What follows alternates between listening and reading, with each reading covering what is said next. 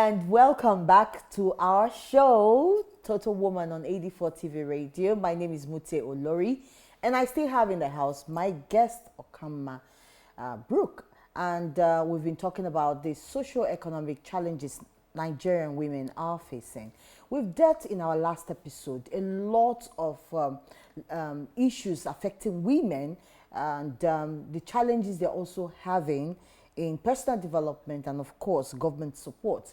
So we're going to be looking at today, amidst other things, entrepreneurship and social challenges that women are facing. Kama, thank you very much for continuing this discussion with me on the program. You are an entrepreneur, and from our discussion, I can see that you have successfully built, and you're still building, a platform that have been mentoring young girls and women, basically from promoting African culture, using the arts, using sports, using fashion, everything that would speak about the people we are. Okay, so what do you think the challenge is that it's, how do I put it now, that is holding back the Nigerian woman or the girl for advancing economically and socially too? Thank you, Mute. It's great to be on your program to continue this conversation.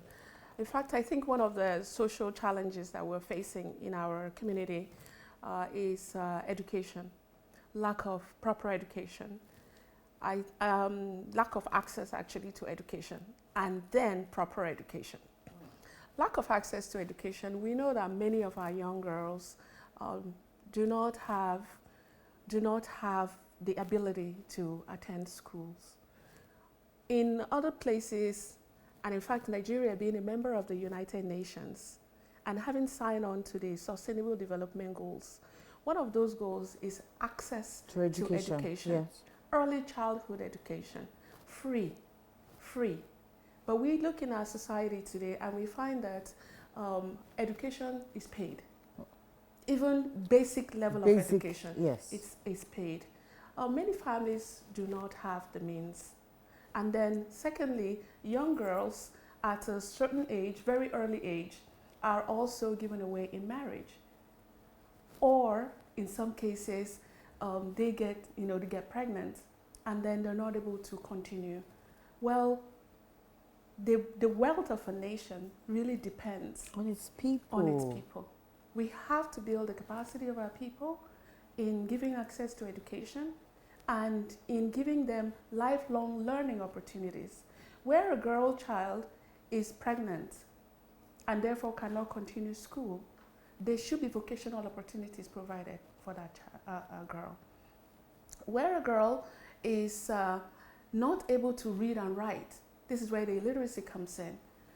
There should be facilities provided by government, by private sector, by NGOs to ensure that the girl is able to be lifted. Because if you see a society that is sustained, it is really through an effective role of women as well. And like you said, 49% of our population are women. So I believe from the first stage, and like my family gave me the opportunity for education and upheld me so that I could make something out of my life and impact on others, I believe that we should give that right to every girl. What you said now really triggered the thoughts in me to realize that we are actually a paper qualification society. We pay more attention to what do you have, what qualification do you have, other than how do you empower this person, literate or illiterate, to also fulfill purpose or destiny. How do you think we can go about empowering our girls who do not have the advantage of going into a four-wall learning school? How else can we really empower these girls? Because I know you're doing things with your community. Yes. some of those girls I met at the actual events, I mean, some of them, they're good at what they're doing. Yes. Arts, sports, they're good. How else can we, as a people, help these girls to really grow? Well, I think, in fact, from what you've seen, I think one of the things that we need to do is look at the definition of literacy. Even if you have a formal education, you still need to be able to apply that knowledge in practical real life situations. So our schools, first of all, need to relook at what we are teaching, how we're teaching it, and whose history are we embodying. Because in our former history, our cultural practice is really showing how things should be done, not only to get good grades, but how do you apply some of those skills to be able to learn how to keep your home clean, to be able to learn a skill, to if you look around, you see many young girls selling bananas on the street, selling granules on the street, selling. This is learned by just watching how their parents did it. Well, what is wrong in formalizing that and teaching them how to do it to the level where they can actually make more out of it, and providing maybe an organized marketplace for them to sell rather than selling on the streets, where the environmental task force come and pick them up and chase them around. That's another story. So I'm talking about literacy at the formal education level, and I'm talking about lifelong learning, where the young girls are trained, given vocational skills that would help them to enhance the skills that they already have. This can be so simply done. We went into communities and we identified sports, people interested in sports. Many of them are girls. We have girls playing football. We have girls playing baram. All we had to do was to train them and provide them, the kits, The proper necessary kits. That's Kits. That's key. And also ensuring that they're provided medical checks free of charge. That's where the health side comes in. Because you know that they are going to go through a certain level of training to be able to get to the high level that we're expecting of their play. So you need to ensure their health is also taken care of. So we provide health checks, and we provide them the kits. We provide them with coaches that train them. And then we allow them to come up with a plan of how they will continue training at the community level and being ready to play tournaments. And through that tournament, people who come to watch may be able to, scout and pick up some talents from there. Now we're going from the local level to, the national level. And from the national level, I believe Nigeria can play a very important role in the Olympics one day, especially in women's football and especially in Baram innovative sport. So if we can do that with minimal amount of support, why can't the government, spread this around? There's so much creativity, there's so much energy in our young people. And I believe that, looking at the access to education, formal and informal, and health as well, can really help to bring up optimize the level of our people's ingenuity. Engaging with these young girls, what are the issues they've been able to bring to the fore? Because I know there are times that some of them are enthusiastic, they really want to, but they just feel limited.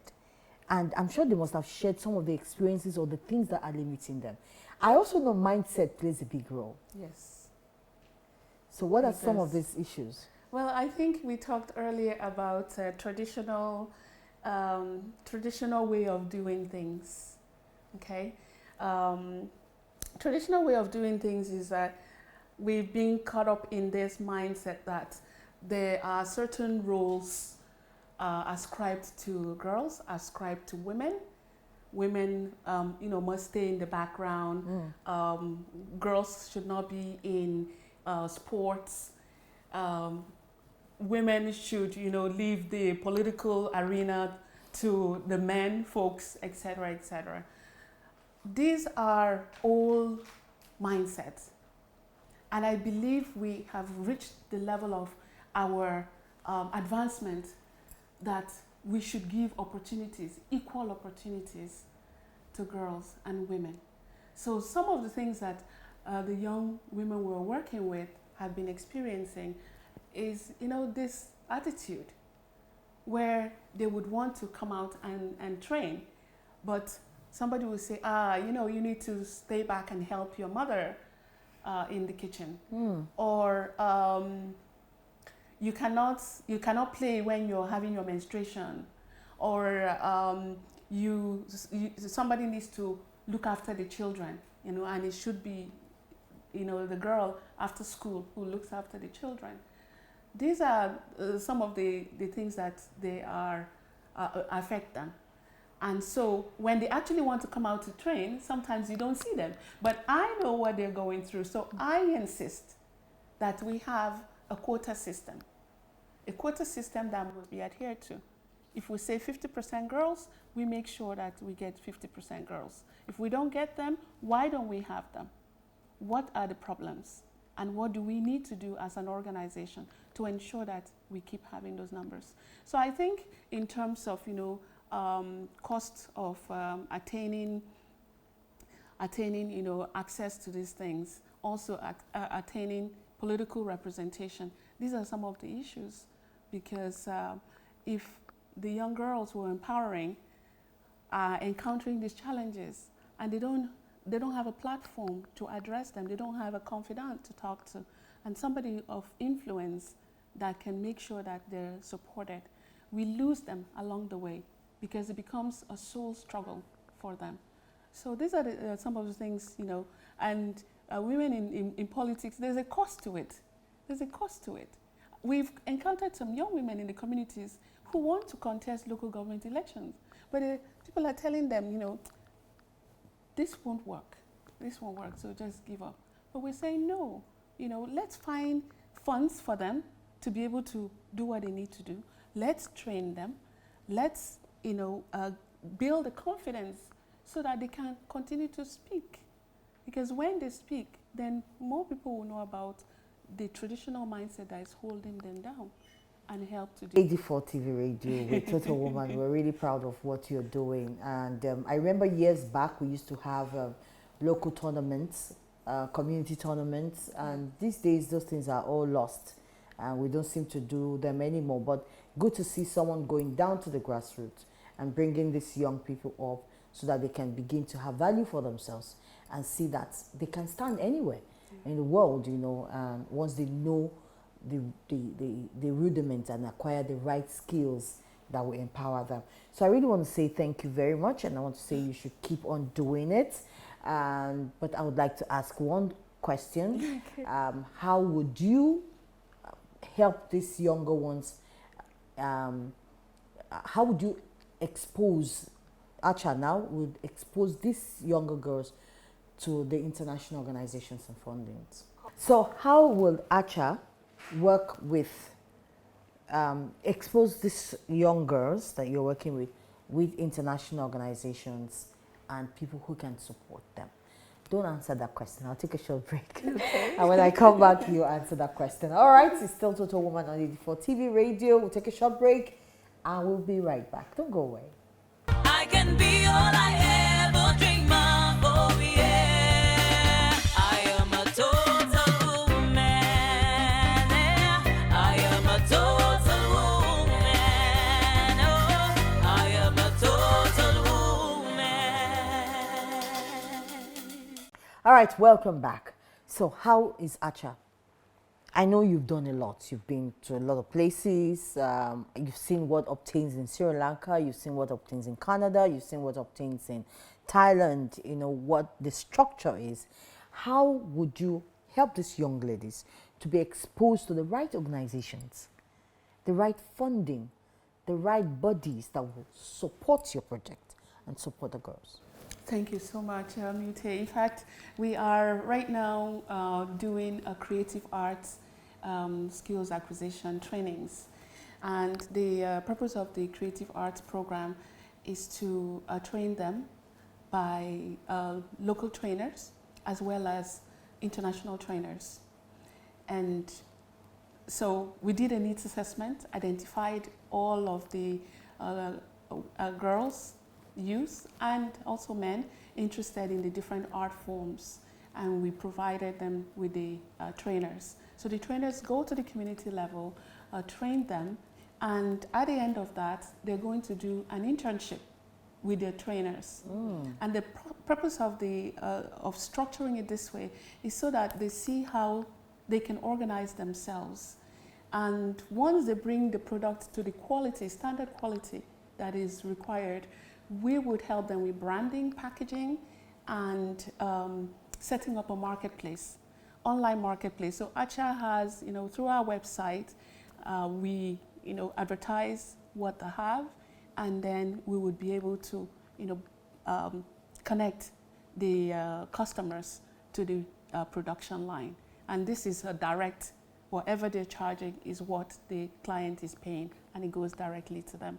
So at the end of this process, we're also going to set them up in a cooperative. So we're now in the process of registering them into a cooperative. So the really serious ones who have graduated from the training and will be undergoing the internship would be part of the cooperative. And through the cooperative, they should be able to access funding. They know how to register a business, they know how to manage a business, they have a client base to sell their product, and the product to be sold internationally.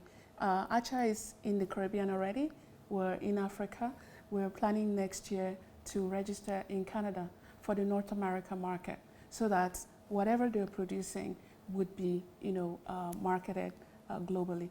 So that is, in a humble, noble way, the way that we feel we can connect the skills, the vibrancy of our cultural products to, the international market, and help to, raise awareness, because there are a lot of Nigerians in the diaspora also who are looking for positive avenues to support what is going on in the continent.